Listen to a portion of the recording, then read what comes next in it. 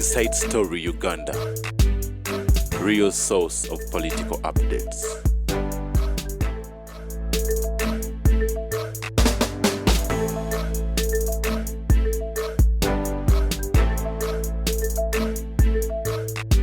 Kisinga okunneeyagaza tolibeera foma mu Tamale tekiriyo ze sibeeramu ebyo bifoma ebyo sibibeeramu naye oli foma PPS wa president anti we nakoma ekyo kye nakomamu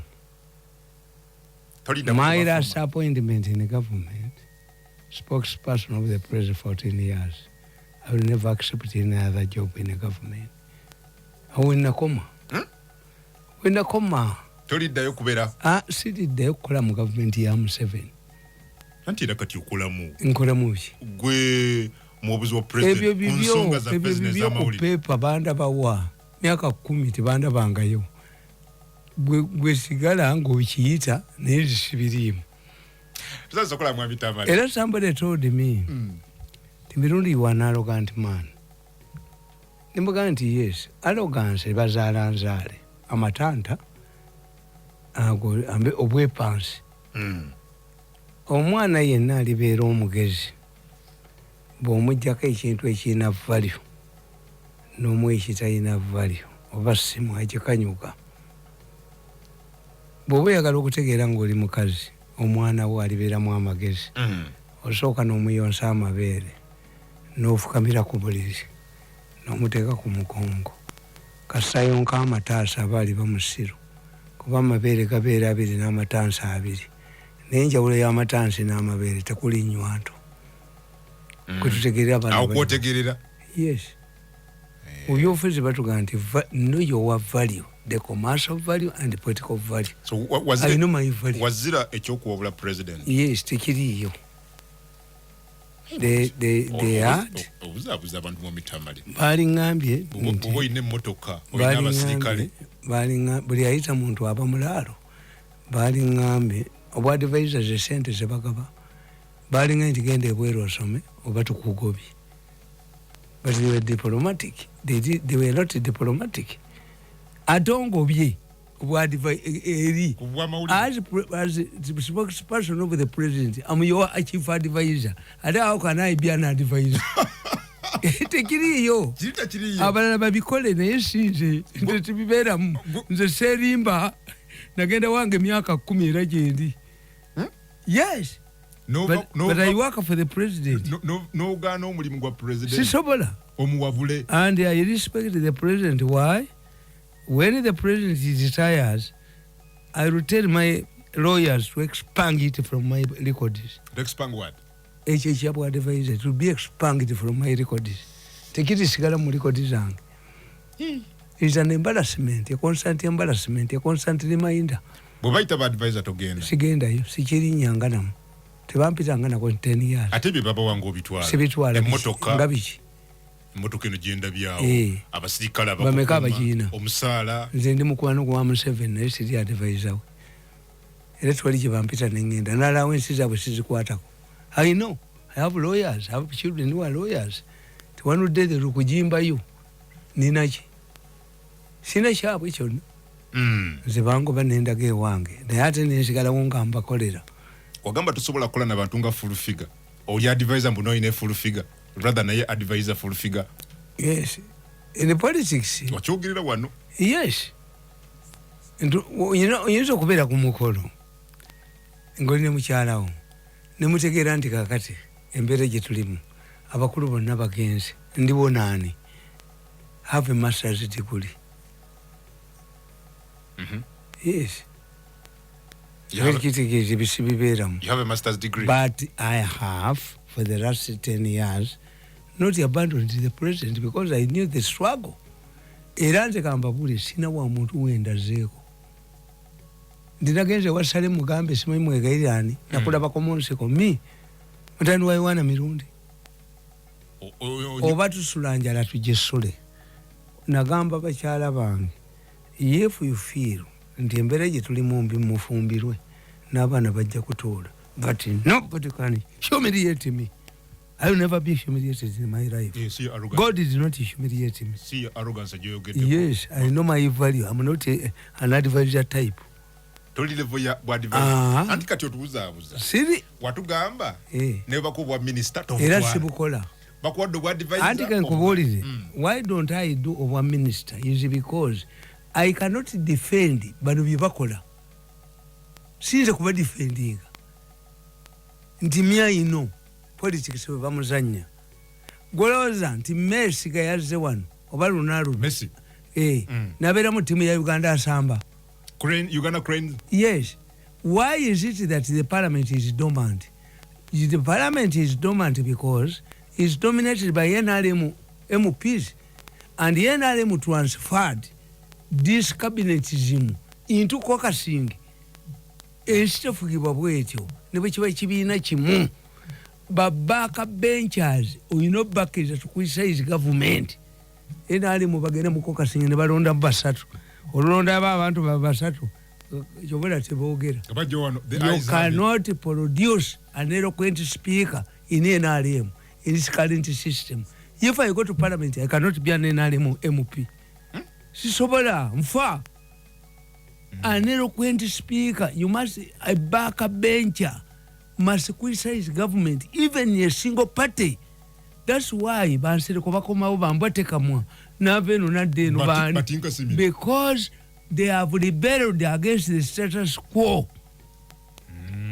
Sinza kufuka cabinet minister nga siri nti otuze ko kasiye NRM to pronounce ourselves of a matter nange je siri deko eleka nkubolire.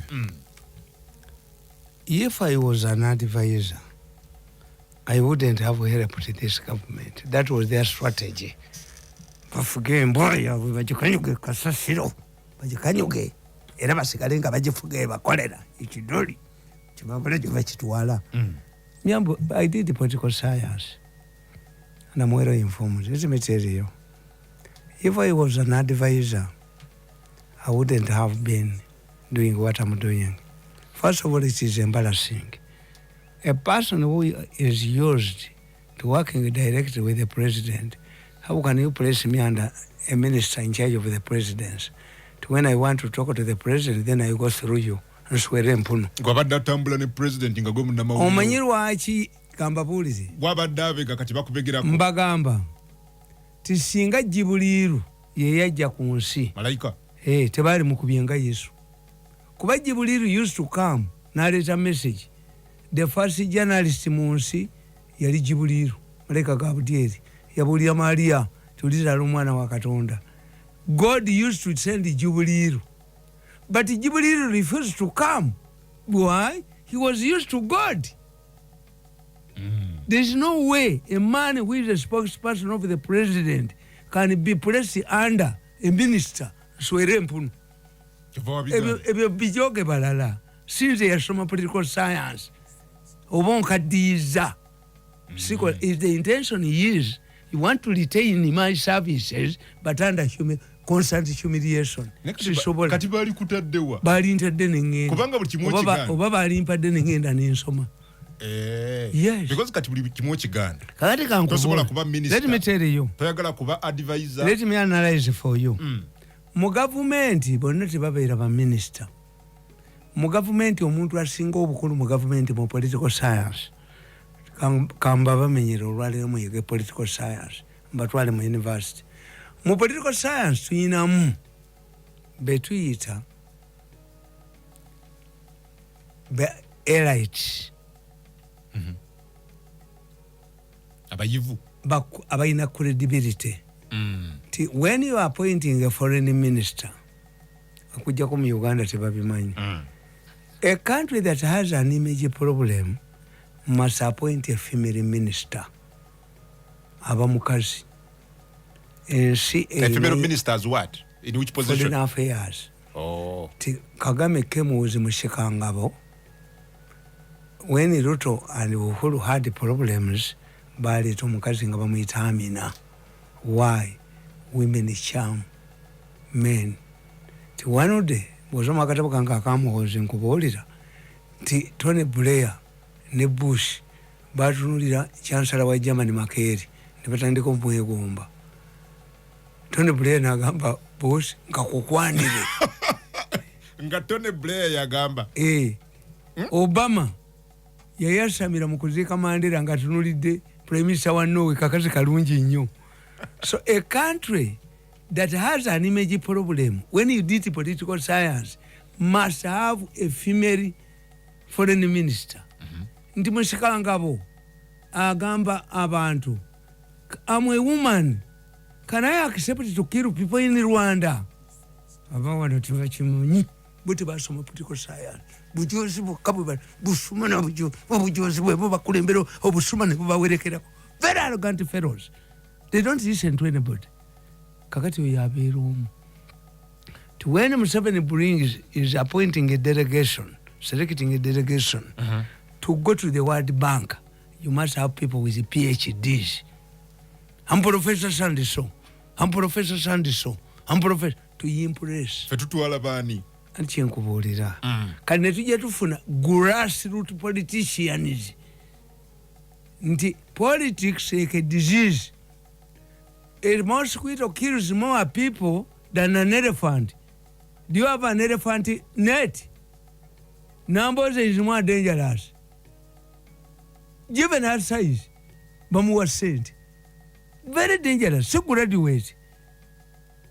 Nganda is a graduate. Awandula poison. Simonene. Those are the grassroots journalists, brother. Bobby Wine, grassroots. Mao, grassroots. A grassroots politician, ayogerera mu bantu ne bawulira. Politics is valued by two things. One, how many votes do you bring to me? Abo babucha mani we bajiramu. Yes, but when you make him an advisor, is it in the literal sense or bozanya buzanyi? Nti mu Uganda is welfare. If you cannot have the qualifications to get this or an additional to help you a political tag. Kasimo. A political tag and abebweru bwe bakulaba nti oli advisor. Bakutera kati nkubulira Rwanda no sindika vice president wa Uganda, no sindika prime minister, no kusindika muhozi. President Kagame ategera dinti muli serious. Ategera dingo sindisa jeno muhozi. Yes. Lwache. Bana abamanyi bayinza n'okumala ennaku nga tebalabye Museveni. Bamala kuddayo ne beebuuza. Prime minister ayinza okuvala ebbanga nga ayina ki? What does he have to make a decision? I'm teaching you political science. Nti singa salaka era kumacha. Nakuga nti nkutwale wa Museveni sawa mwenda. N'abaana ba Museveni baga nti kutwale sawa mwenda.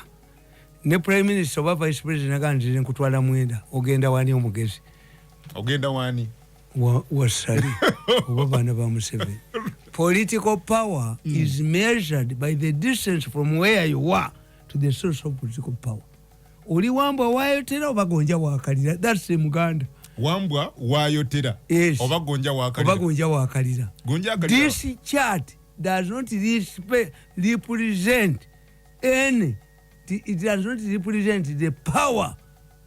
The first lady, Minister of Education, ya directing the vice president amuchikiri Makerere. Yes. Political power is measured by the distance between where you are and the source of political power. Nerigani akuwereza muwala we. Ba president ba America bakuwereza bawala baabwe. Yagenda okwogera ne daddy we. Era ffe mbyobufuzi batugamba never antagonize any member of the first family. Why?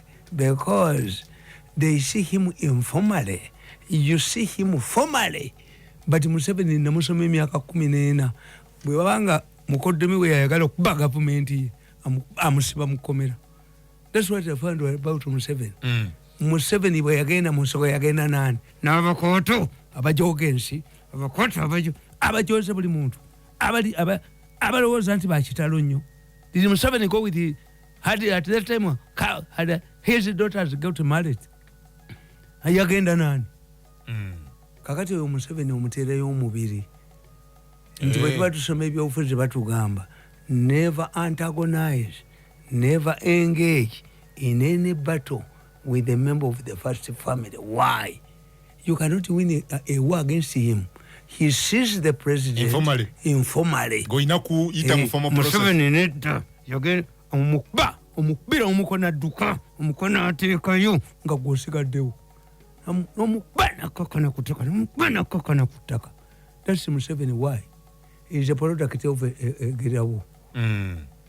When you are traveling in a boat with a member, with a stubborn boy of the owner of the boat, if he wrecks the boat, drop him into the water. Yes. Mujja kusula government fenna batutte. Kati nkuba bukubi nenkuwanika obugulu nekuba nenkuwanika obugulu nekuba ne bwompaabira talina kyankola. Kuba ategeeza kakati omuntu ow'okusatu. The most important valued person in any government is a voice of wisdom. I can be part of the government, but I tell you wrong things. Kuba temulina kye mumpa. Noonya to guide. Kati mu Africa temulina between opposition ne baflatterers bagiwadde omuliro. Museveni bw'aba yasinkanya abantu babagamba temumubuusa n'abagenda okwogera ebiwandiiko bala disi be babisoma n'ava mu kitundu nga tategedde ne kabaka bwali. Temumubuusa? Yes. Ne intelligence temubuulira. Museveni relies on miso young than Iso and Igundi. And yes, I'm telling you, ebyuma bibayina nze byonna tebabiyina. Ate batya ne baali bifunye. Kakati let me tell you, the voice of reason or the voice of wisdom yatambuza ensi. Mmwe ba Mirundi. Nze Mirundi litambulira kuffe. Why? We often bakuga nti the paranoids survive. Abatiitizi mu byobufuzi be bawangaala. Nze ntya sisobola kwegaana Museveni naye talina kyampadde neeyo mmotoka emmenya temuli mafuta nakati ebadde eremedde ku kkubo nga temuli mafuta nensanga UPDF officer nagakanga kugulire. What does the government put fuel there? Nina okukkiriza mbeera olukasimonda which I cannot do. Take your vehicle. Emenya. Emenya.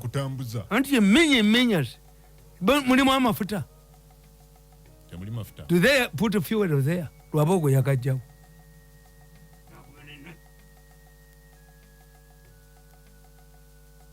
Engineers zakayoka libakalijo, that is omuzibu. Bemandwa nekuteeka ku ttaka. Bw'okireegamu ekkuba. Okay. Kakati nkubuulira. What's the role of a voice of reason? Mwe ba Mirundi. Ffe ba Mirundi. I told you the battle between Ham and Mengo can only be solved by scientific methods. You must take the surveyors and clear the boundaries. Ne government here bagambye. Nalabi boluwa. Yes. Bawoganirani. Wabyogera wano nti scientific methods zino. Yes. That's the voice of reason. Mwami wa kabaka minister wa kabaka. Gendo kaine ebibyo. Ebibyo nga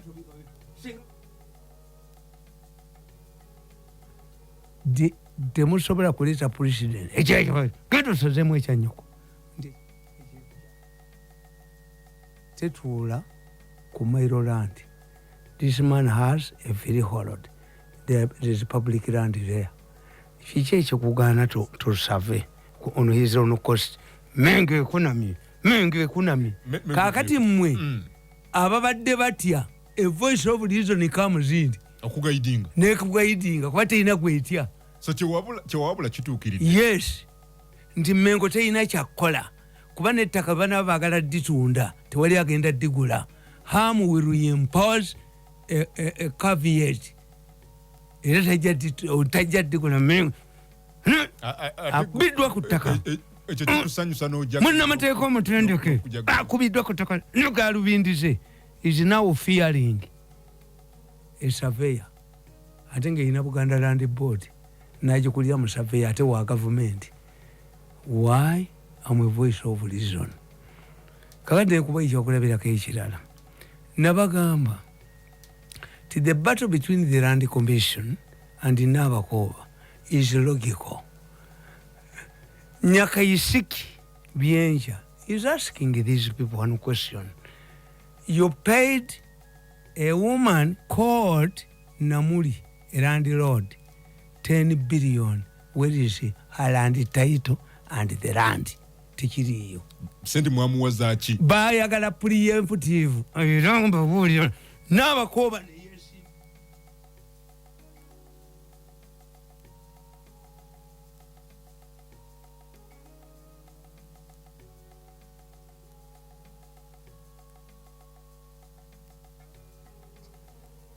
Odira omukazi omulema omugobe mu ntebe ya Land Commission.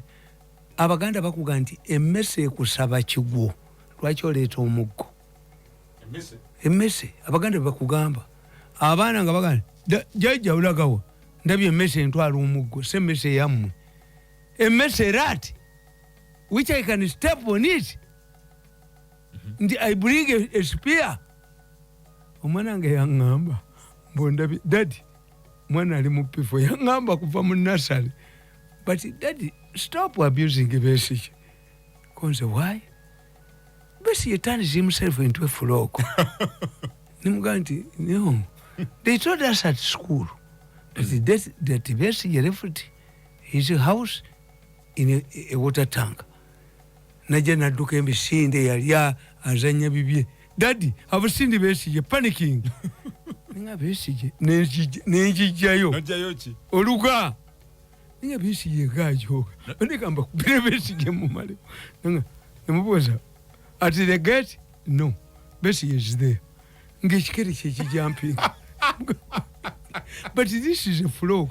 No, daddy, that is Besigye. Besigye moves in a water tank. And they told us at school, that the only creature that moves in a water tank is a frog. I had to come here with Namuga, it was not Besigye. Kakati nzo musajja, the voice of reason, mazokubolira. The issue, we should not quarrel. Nabakova, kajozi.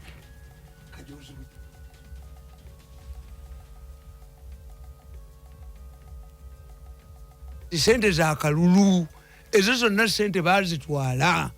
Ne millioni 14 ezaadi ez'amasanyalaze bagoba yinginia Lutwama ne bagoba omusajja Mukiika Tuheyo sente ne bazitwala. Naye eyali minisita Kitutu ewaabwe tewali masanyalaze.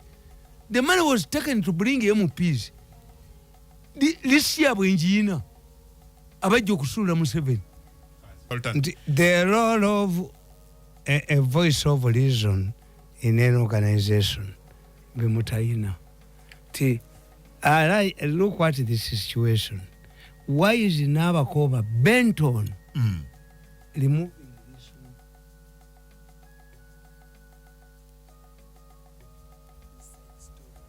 What requires an inquiry? Need them souvenir.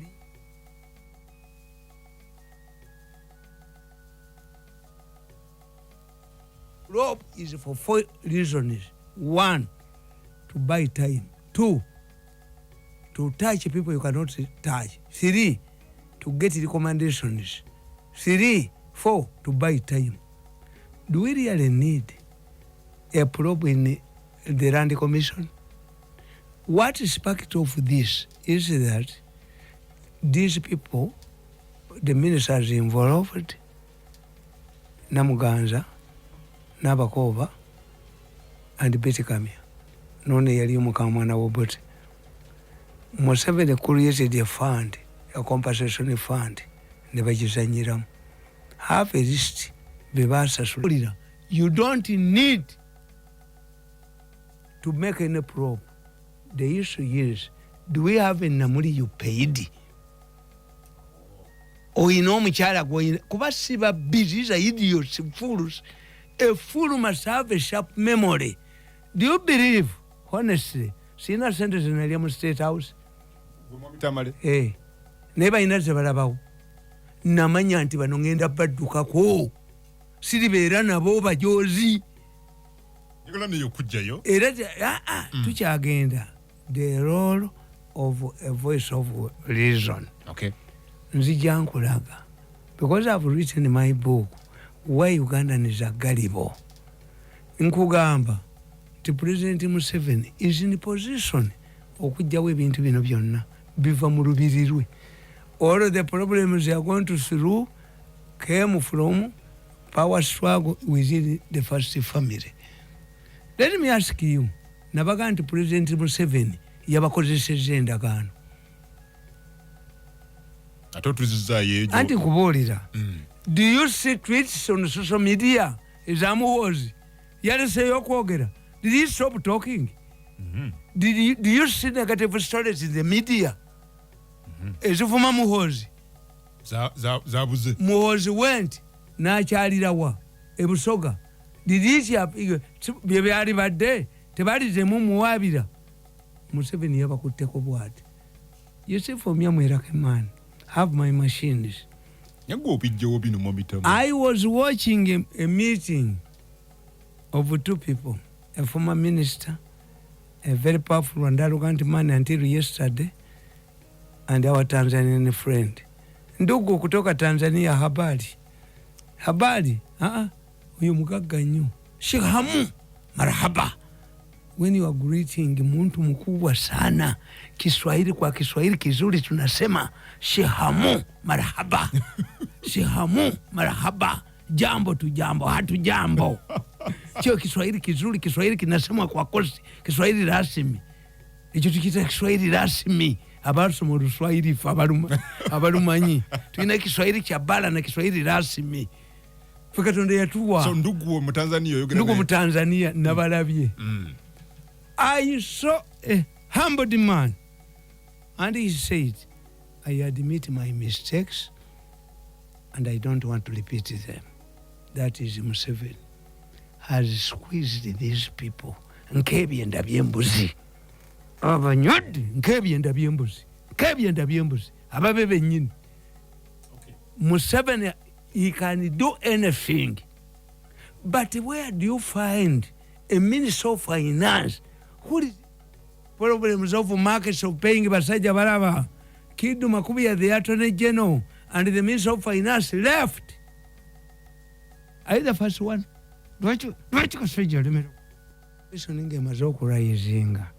If the tempers rise, or you know, Kubasadakira, mu Uganda, prices is ebintu, zino gena ni sadaka.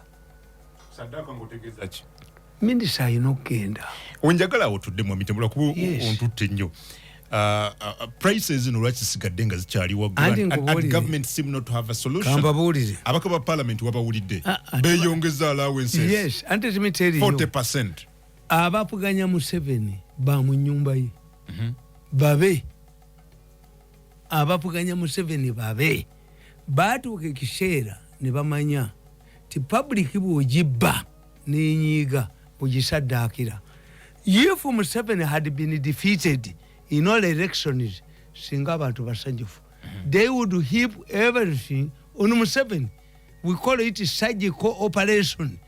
Surgical operation mukwata ekitundu kimu eky'omubiri. Surgical operation twakijja mu busawo. Mukwata ekitundu kimu tukita sacrifice lamb. Abayudaaya bwe bakiina. Mukwata endiga ne mugiwandulako ebibi byammwe byonna mu famire ne mugyokya. Nabano kye baalimu. Abakuba Museveni ba famire ye. Tewali bwebweru. Abakuba Museveni ba famire ye. Bo balowooza nti to retain what they have rooted and have a natural chance of rooting more. Ye kaagende we muyambidde.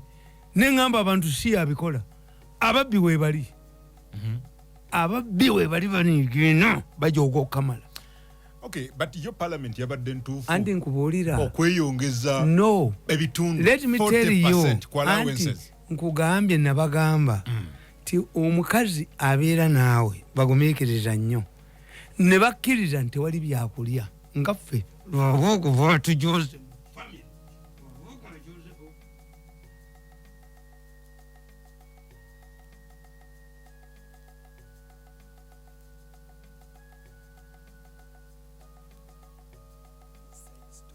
Akati nkugamba Do you know how government policy was? Did you get any information that the deputy speaker and the speaker were going to get vehicles? In total 3 billion. Why do they refer it now? Kuinciting abantu. Ti omukazi agumikiriza. Museveni abantu bamugumikiriza nnyo. Ne ensalafu azijoze n'azituulamu. Oba abaagala omusuula. Ate engeri gyebanyizimu. Bino byonna bijja kati coinciting a public against parliament. Nkuga nti omukazi asobola okugumiikiriza. Ne batalya mmere ne batakola ki? Naye tayinza kugumiikiriza lisiiti ya loogi na room service mu nsawo yo. Era nze mbaga nti amateeka g'obwenzi bw'oba oddeeka bw'oba ogenda okwenda genda n'akawuwo k'ewaka sabbuuni bw'oba ogenda okutuuka ewuwo ekyekingi nandawe yagikeberere be kuba ku bikukulukuju n'essaati gikebere. Women are very observant. Gw'olaba kuba haaga olowooza ati akuba haaga anoonya kawoowo bakakawaka we ogula kake akafaanana akake kogenderako mu loogi. This is omwenzi. Did you hear? Because if we heard that Parliament was planning to buy these vehicles, we would have intervened in time. No, this is not the time to buy vehicles. Okwejalabya.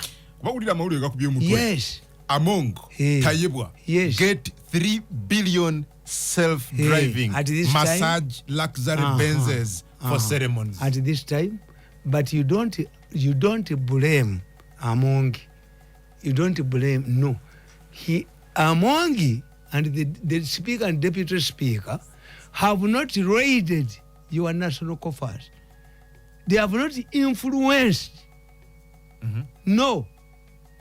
Bali baatudde abali b'enjawulo abagenda okuba Museveni ekyo kubasigalewo bagenda kuba Museveni ekyo kubasigalewo ekibankubya nedda public eyikewe batwala emisinde kankubuulire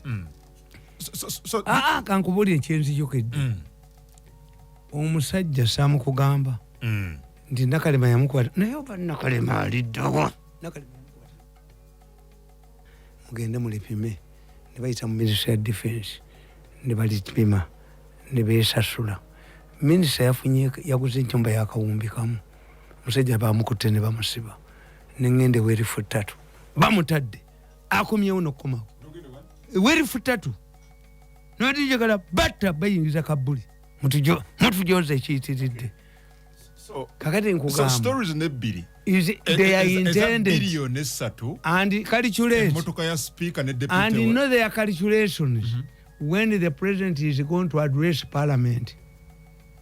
State of the nation ekitegeeza ne speech ya president bagimanye ebigirimu nabagamba ti president we bamutirangako abantu president kasita yakwata ku state of the national address nakwata engato naziwa gundi abiriga agenda okudda ku budget nga mufu nembagamba nti Museveni lwavuma abantu abo n'abayita swine bo bamuprovokinga aboogereko because he's building them.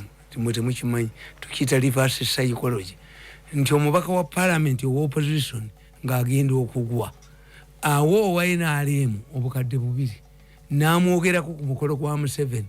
Sebo president eno wabadde walungi naye muwanga kivumbi atuli bubi.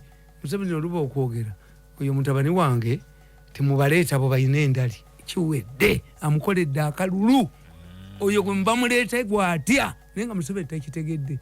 Bakimukolanga mu Kampala kwani Museveni nga bakikola kwani bamubuuza your excellency what's your comment on Musisi? I wish I got 100 Musisis.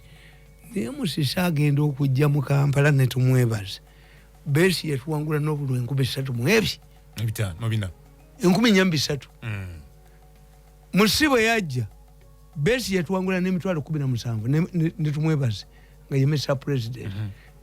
Obululu bwa Bobi Wine bote bwogerwa. Why?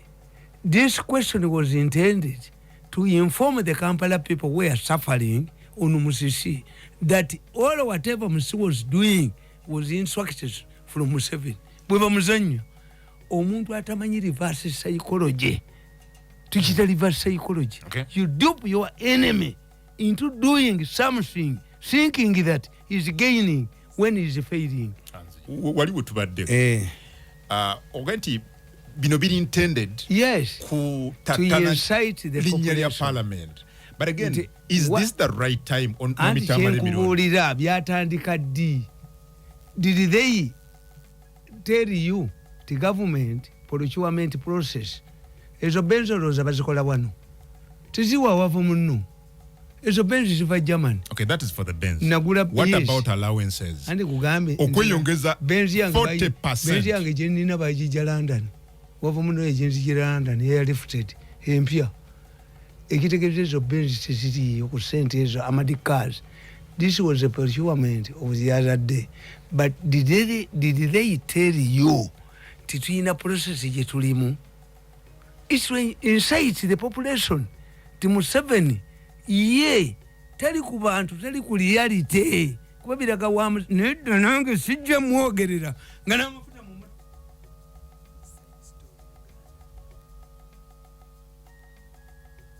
one. But you're not responding to my question. Chocha motoka, it's understandable. Yes. How about the 40% allowances? It's not fair, but they have the power.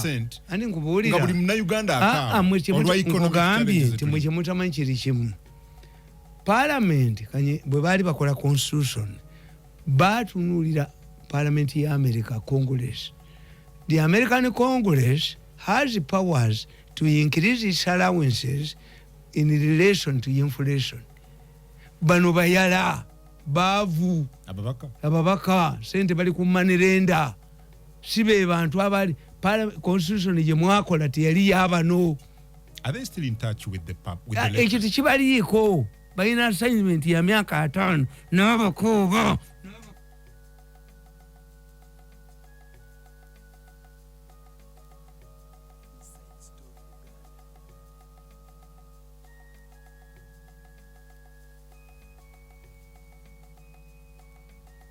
You do. The parliament was insulated. President cannot dissolve parliament. It is not Museveni. It's the framers of the constitution who didn't know the category of people we have. For us, political science, to systems analysis. When you want to look at the same system, the American politicians are rich people who come to serve. These are bapumbavu, these are paupers. Sikini za katunda. Baba teka musente. Oyinza n'okusanga ababaka ba parliament nga ababaleta babajja ku musolo. Ababaleta? Babewulira sente mu parliament, mu banks. They are heavily indebted.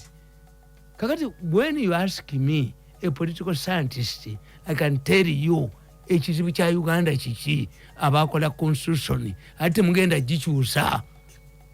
Temusobola gikyusa kubanga parliament okwewa privileges zaayo ani anakireeta maybe at a referendum mukireta mu referendum nti nedda the constitution oba court nga yekirulinze ne bo bafere bwe namazo bavuma nti basajja mujjayo muti ababaka ba opposition abatone kati bagobya abenaalemu leero bagobye babiri ndabyeko kubanga ense batamiddwa ono yesibye besije miri oyo yete kasabesi jayabya ne kyabika embuzi ze n'embwa ze n'abaana be balina kuyingira binnya bya Messi. Awemba njagala okudda. Yes. Nti controversy gitwala bya Belia Dr. Yes.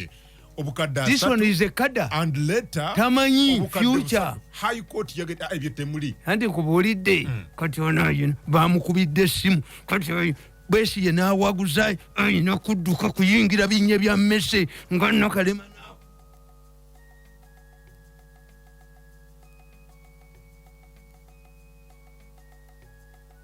Kubanga itika balamuzi banno toyinza kwogera asatu ne boogera busatu. Tekisoboka. omulamuzi yabadde ayagala kufuna andi kubuulidde omulamuzi ali excited kabampaana ekyokubiri naye yabadde mwavu ng'abaana badda mu ssomero kati bafuna ssente za beiru bazibbayo abalamuzi bazibbayo bakola obupapula yali muyala n'otomanya nti kati ayina kuteekako nga Besigye awangudde ayina kuteekako n'omukazi we n'embwa zine kansoma akatabo kano bakayita the rise and making of Kyagulanyi, Bobi Wine and the story of Kasobeza. Kuno ndabako ekifaananyi kya mwami Kyagulanyi nga yambadde overall emyufu n'abantu alinga anoonya akalulu. Akatabo kano kawandiikibwa mwami Joseph Tamale Mirundi yakawandiika ng'ennaku z'omwezi 10 olunaku lwali wakuna Desemba 2020 nga otuyingira akalulu ka 2021.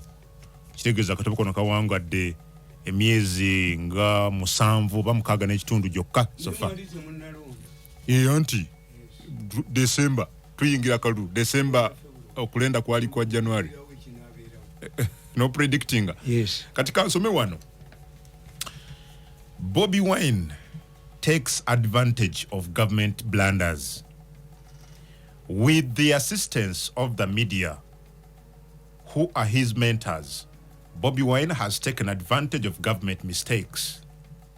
For example, although government has a good case for not holding mass rallies during campaigns, the population does not know this. With no clear explanation, Ugandans, including key players like religious leaders, think that Museveni does not want Bobi Wine to address his supporters. This is because the Electoral Commission has not published the electoral laws and the Health Act that was invoked in the face of COVID-19 pandemic. This new law was debated and passed by Parliament, and Museveni does not sit in Parliament. The mafia gang, which is fronting Bobi Wine and which controls the media, knows this law very well, that publishing it would exonerate Museveni. A pouring tear gas, kwe mutwe wano. This is another area which Bobi Wine's handlers have exploited to the maximum. I have always argued that firing tear gas in order to disperse Bobi Wine's rallies backfires on Museveni and ends up helping Bobi Wine. 1. The population is not aware that Bobi Wine violates the electoral laws. This is because the public is not aware of this law. Number 2, as Museveni strictly observes the law by addressing 2,000 delegates, his party candidates, though violate it in full glare of the media cameras. This means that Museveni's government and the Electoral Commission are put in an awkward position. This works in Bobi Wine's favor. The mafia elements in police fire tear gas in front of cameras as rallies, on the other hand, continue. You can't tell an ordinary Ugandan or the world that NRM leaders are not violating the law without the consent of the president. Therefore, government cannot defend itself that such incidents are the work of the mafia in government. 3. A critical look at the police reveals that selective pouring of tear gas adversely affects Museveni and the NRM candidates' popularity. This is so because a directive or call for ceasefire must be observed by both parties, not only one side. If one of the parties violates the ceasefire, it triggers defiance from the other side. The impact of tear gas on the population also affects the NRM supporters and leaders as well. Innocent people are targeted, including schools, hospitals, and the entire population. Tear gas is applied selectively, and whenever you see police firing tear gas, you know it is intended to undermine Museveni and the NRM candidates. Omutwe, omulala. Bobi Wine has been exposed. I have repeatedly submitted that Bobi Wine is the making of one of the factions of the mafia outfit. Bobi Wine was assigned to canvass support for the mafia-financed MPs and LC5 chairpersons. This is why those who oppose him restrict their attacks to his inability to be the president of Uganda. They, however, do not dispute his mobilization skills. This is the same role they wanted the late Nasa Ntege Sebagala to play. His popular slogan, Haja Lagidde, exposed him as a hunting dog for Dr. Besigye. Even if he had won the presidential elections, he could not take power because he had two agreements with Besigye. This is how the mafia operate. As long as you don't interfere with their money and defend them, you are a patriot or a comrade. They have the hunter and the hunting dog. When it comes to money, the hunting dog must be ejected and replaced with a trusted comrade from the mafia camp. This is the arrangement between Bobi Wine and his mafia sponsors. The mafia failed to understand that anybody who qualifies to stand as a presidential candidate is a potential president. If Bobi Wine was unfit, then why was he registered in the first place? Secondly, the qualifications of a president and parliamentarian are the same. Why didn't they challenge his capacity to be a member of parliament? Another glaring example that exposes Bobi Wine in his return is his return to Olukalala after he was arrested and his rally dispersed. The Minister for Presidency, Esther Mbayo, was later accused of directing police to disperse the rally. Mbayo later lost his son under mysterious Mbayo later lost her son under mysterious circumstances. She used every opportunity to deny that he was not behind Bobi Wine's troubles in Olukalala. The question is, how could a whole minister deny having a hand in a rally of an opposition politician? That means Bobi Wine can determine her chances of re-election. In normal circumstances, Bobi would have sought clearance from the Electoral Commission to go back to Olukalala. He, however, went back and held a peaceful rally. So what is the difference between the two rallies? Did he agree with the police to follow the guidelines this time? This exposed Bobi Wine because his second rally was meant to save Mbayo's political career.